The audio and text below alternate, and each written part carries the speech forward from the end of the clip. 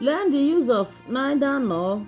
In Igbo, neither nor means adighi nke ọ ga-adị as an examples of correlative conjunction in sentences. Remember, neither nor in Igbo changes according to the sentence. Let us see them in sentences. Igbo, English.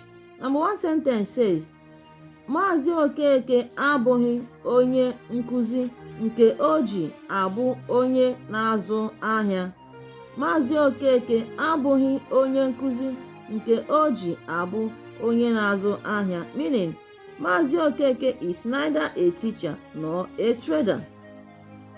Another example, Ego abụghị onye mbụ nke o ji abụ onye ikpeazụ.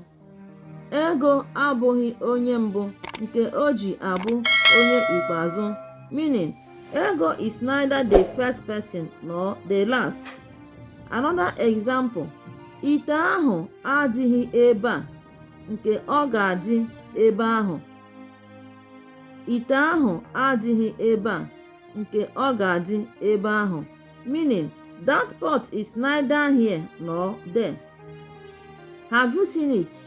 Neither nor as a conjunction changes in Igbo. It follows the pattern of the sentence. That is what we mean.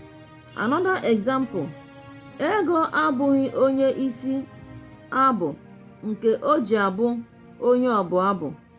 Ego abụghị onye isi abụ nke o ji abụ onye ọbụ abụ. Meaning, Ego is neither a choir mistress nor a chorister. Ego is neither a choir mistress nor a chorister. Have you now seen that neither nor changes in Igbo? The Igbo pattern of it must follow the pattern of the sentence. Like here, ite ahụ adịghị ebe a nke ọ ga-adị ebe ahụ. Another one says, Ego abụghị onye isi abụ nke o ji abụ onye ọbụ abụ. You have seen that this one is adịghị ebe a. This one is abụghị.